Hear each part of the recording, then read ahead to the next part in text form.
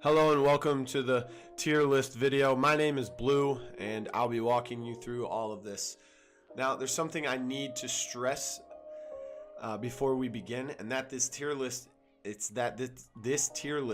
is based on my opinions and is in no way, shape, or form an official tier list, nor should you be forced to agree with or any of my choices. Also, this list is also based for console only and may have similarities from PC play as well. And the last thing to be aware of is that I made this list with the idea of it being for PCL, which is the Paladins Console League, not ranked in the game or casuals, and went by as if all champions, all talents, and all cards were unbanned and not in a bug state and were able to be played in the game. Let's start off with the SS category. First we have Khan. Now he's in this because of firing line, which gives you CC immunity, bonus damage, and burst heal for both himself and his teammates within his range. Now Storm of Bullets is also a very good option. It gives you more ammo, less damage per shot, but more DPS overall because you're firing at a faster fire rate. His ultimate is a for sure kill on certain maps, the ability to hold someone in a stun state for a focus kill as well. A damage immunity for a brief moment after shout prevents him from getting hit from Drogo's ults and other various things as well. And he can also gain a lot of healing behind his shield, which may not shield, much, but it shields him from damage, and it also increases the amount of healing he can receive with certain cards in his loadout. Makoa is also in the SS department. Leviathan is able to extend or change the team fight instantly. The hook is also great for low or squishy targets, or even pulling an enemy into your team for focus fire.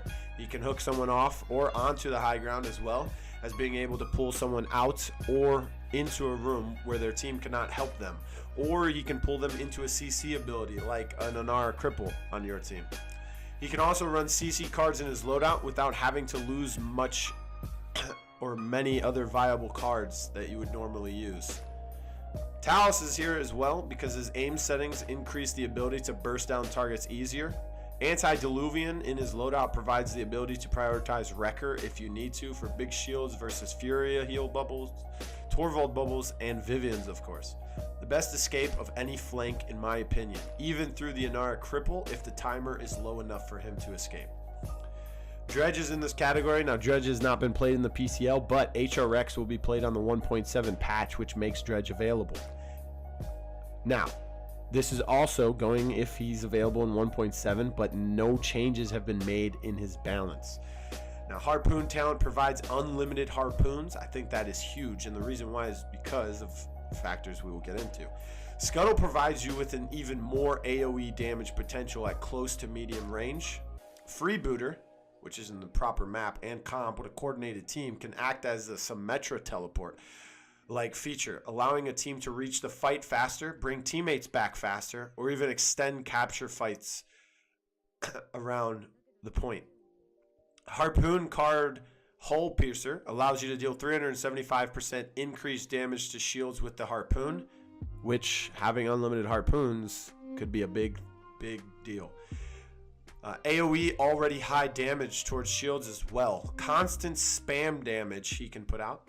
Maps like Brightmarsh, Frog Isle, and Jag Falls, and others with small enclosed areas can be completely shut down at various choke points by him and him alone. With his current kit not being too caught friendly and already shield damage heavy, he can prioritize other items first. Useful setup ult if you're able to land it properly, and tons of way to gain ammo back on other abilities without having to reload. Victor is in this as well because Shrapnel is super strong for point and team fights, especially against grouping comps. Example, 2 tanks plus a Grober. Able to toss nades at enemies who try line of sighting him in fights. So if he's fighting someone and they try to hide behind a wall, he can still toss a grenade at them with the 40% increased AoE damage and plus 200 damage to each grenade.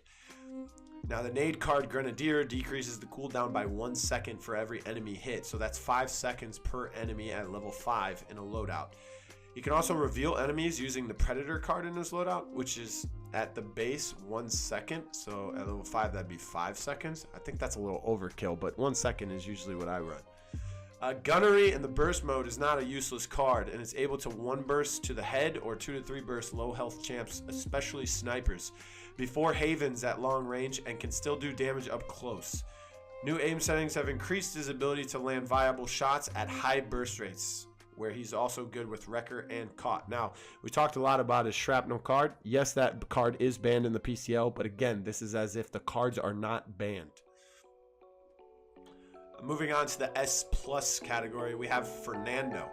Now he's able to have Cauterize in his loadout with his brand card level 5, which is 75% Cauterize to his opponents with the Fireball. He can also pull out Bulldozer if needed, or even a Wrecker, and could possibly go Deft Hands for an extra 100 to 200 damage per second. Now a big shield that can be utilized to block big ults. His ultimate is very, very good as well. It can not only save himself, but teammates as well, and it can also reach through walls. Torvald is the next champion in the category. Field Study gets a buff, making it super good paired with flanks, able to sustain even longer while dealing 15% bonus damage and not having a large cooldown. He's able to silence enemies for easy focused kills. And he's very good ultimate, able to finish captures or pushes or finish defenses as the last hope. And even better on maps like Frog, Bright Marsh, Jag, Fish Market. The only thing that keeps him from being higher in the list is the fact that his main component, being shields, can be hard countered by champions that can put out high bursts to shields along with Caught, like Vivian, Cassie, Talus, Leanne. Next champ is Androxus. He has very high burst damage potential. He's able to bonus damage on headshots from heads will roll still, and he's very good escape that can be completely reset from his card Abyssal Touch. Defiance Fist isn't a meme either, and can be super strong in the proper hands, able to clean up kills or confirm a kill when no ammo or close quarters. Hooked out of reversal and not as strong as it once was, leaves him in this category and not moving up higher. Ying is your next champion. Now, Life Exchange provides you with just what it is needed in this high burst meta, with a very high burst heal of 800, which might not seem like a lot at first, but realize that with the proper loadout into the cooldown of Shatter, it can be applied at a fast rate and provide high heals the entire game, even through Caught's late game mechanics. Only 2 things that keep her from being higher in the list is her lack of damage that you're giving up, or the amount of damage you're giving up for the Life Exchange card. And the healing ability basically is, for some, a harder to hit Maldamba heal. Next up is Leanne. Able to have the full 90% Caught 3 gives you from the very beginning of the match, and go Wrecker instead. Death and Taxes can also be in use in comps against teams without shields, where she can prioritize other items first, like a yellow or a blue item. High burst damage combos with 2 auto aims, and a devastating ultimate if able to land on an enemy low enough health to finish for the 50% ult charge reward. Able to deal with flanks fairly well because of the auto aims and her ability to cauterize them. Keeping her from being higher is only that she is good with Wrecker. She's not the best with Wrecker because she has Death and Taxes, and sometimes fails when she's the only Wrecker on the team, especially with flanks as enemies as well, diverting her attention from those shields.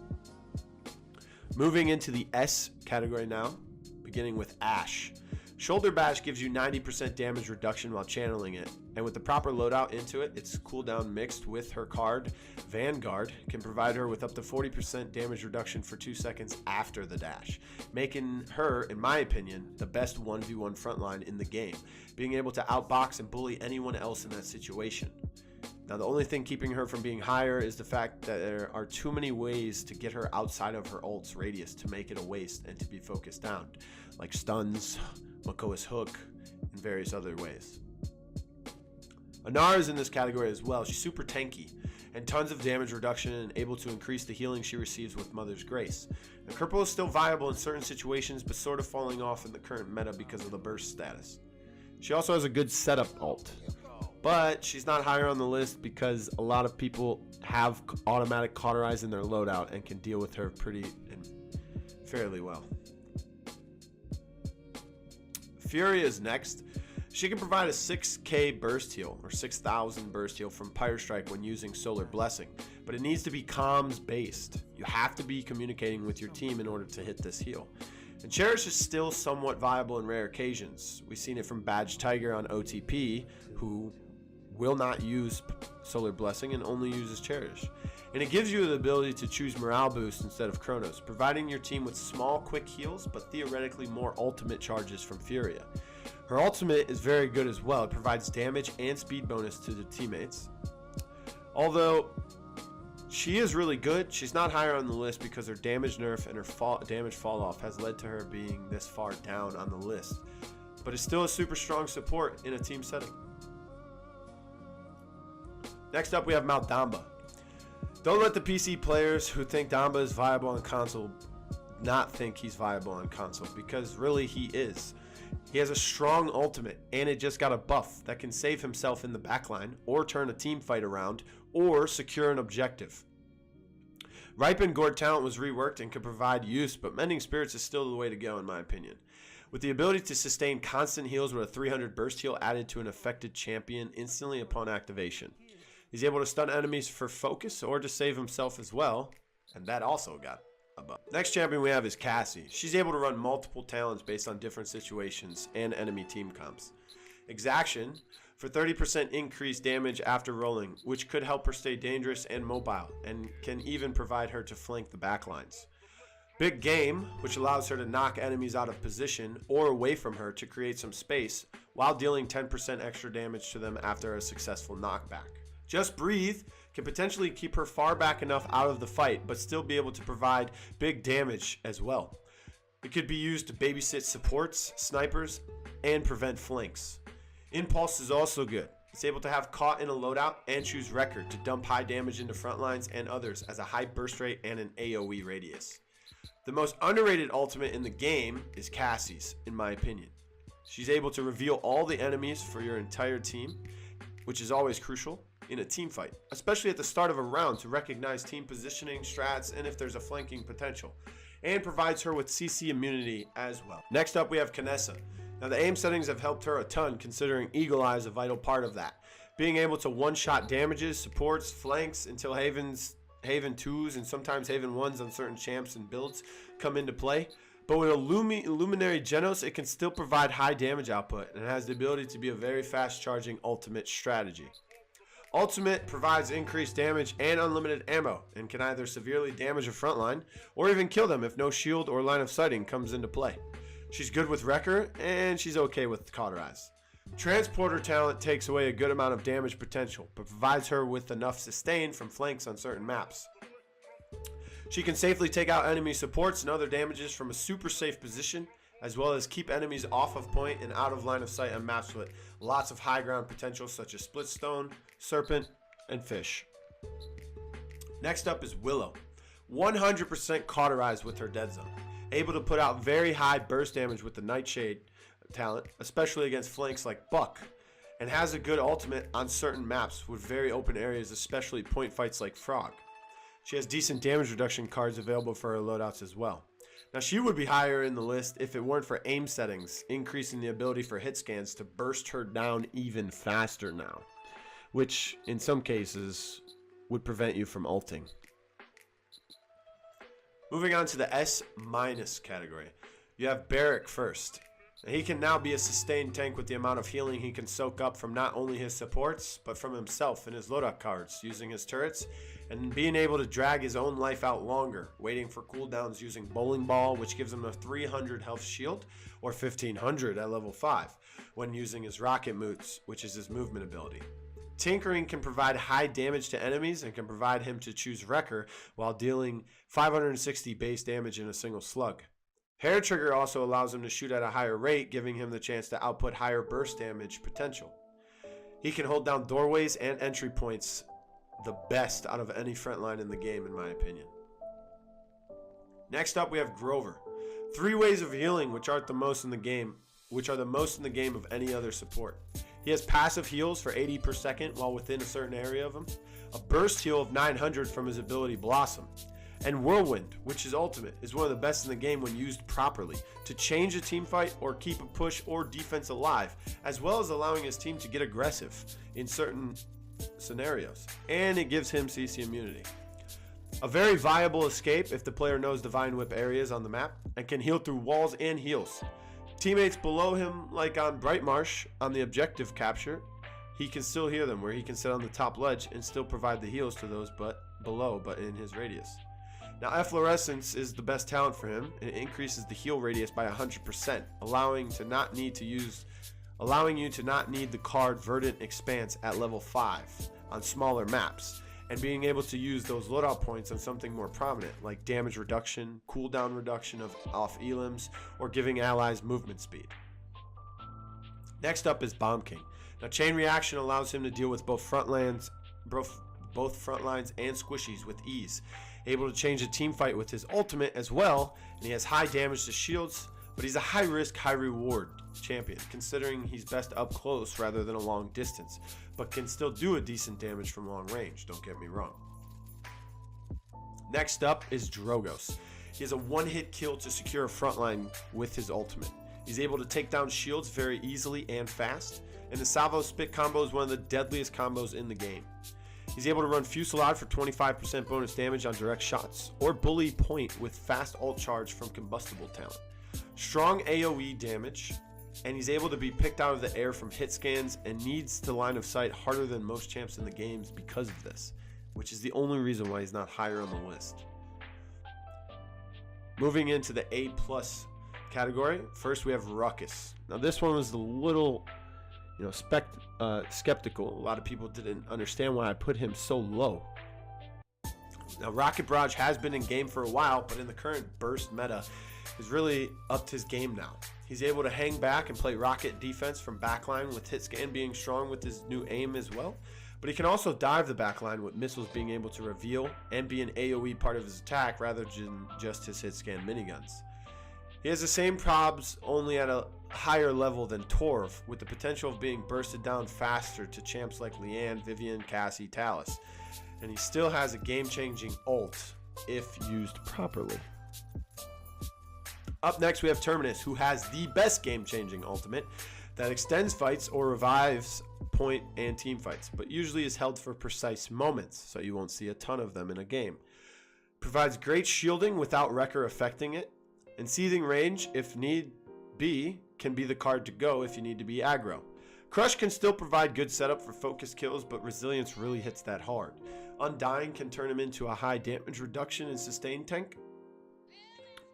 And Decimation, in my opinion, is the best for him, because if he can't reach an enemy because of distance or wanting to not put himself out of position, he can provide what this meta is once again, Burst, by building up charges through his shielding or siphoning and shooting them at an enemy, which you can apply Cauterize with in your loadout using the Abomination card at 8% at level 1, 40% at level 5.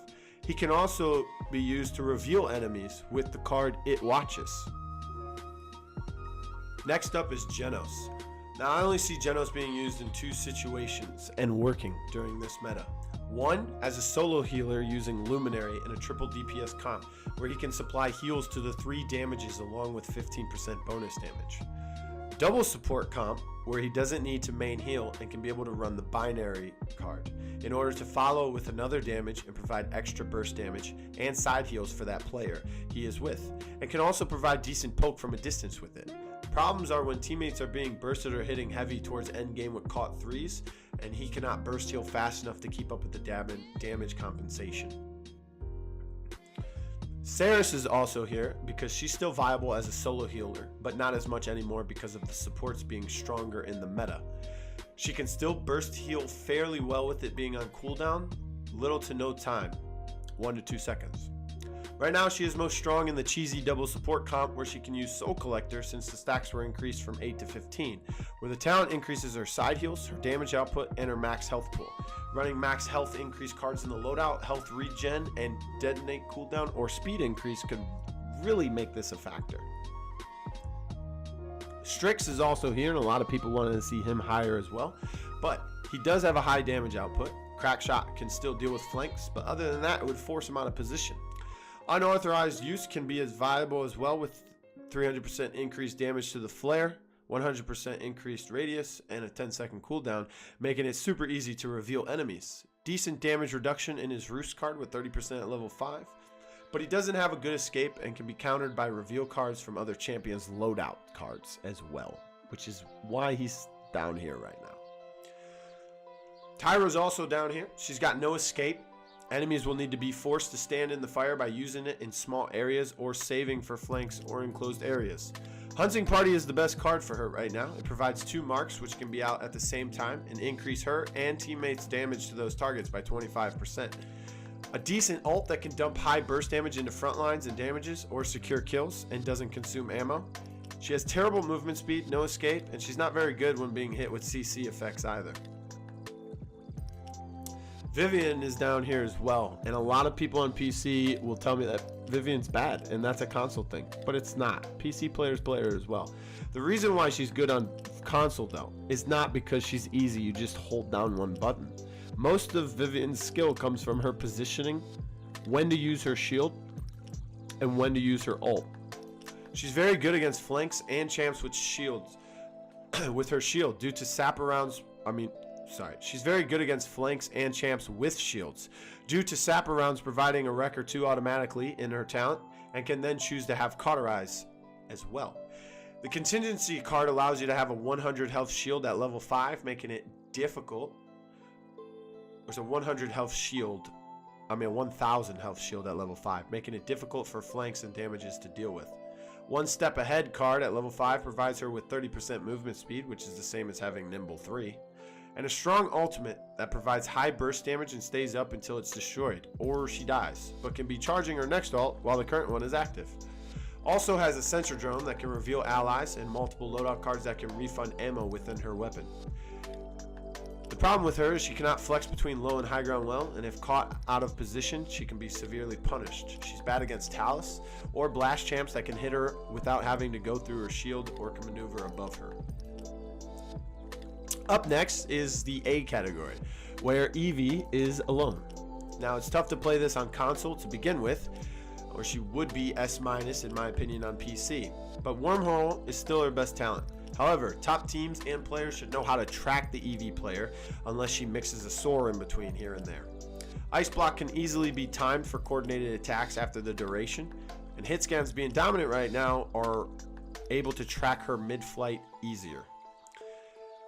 Don't get me wrong, Eevee's really good and the top players know how to utilize her, but hit scans are dominant right now, and she doesn't provide that high burst damage as often.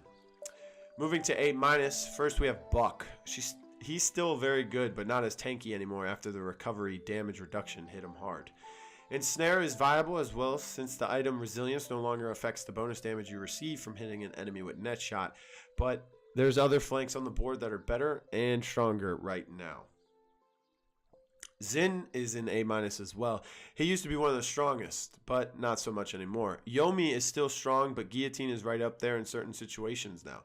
Guillotine is good to take out triple tank or other high sustained targets like Grover. Yomi provides you with long range DPS as well, as a mix of blast and extra damage to multiple targets.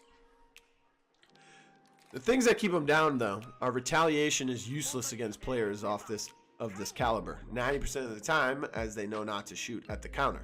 Smolder could work, but is often not the choice since you lose a ton of DPS potential from it. It's now easier to track him, and he's not the best against champs that require Wrecker like Vivian or Torvald protected champs. Next is Grok. He's mainly used as a second healer now with Maelstrom talent, being able to provide good DPS, especially against comps that allow Shock Pulse to bounce off of deployables and not just enemies like Anar's Wall or Warder's Field, Barracks Turrets, and Ying's clones. A very good damage in a double support comp, but there are better DPS options on the board for this to be a very popular choice right now.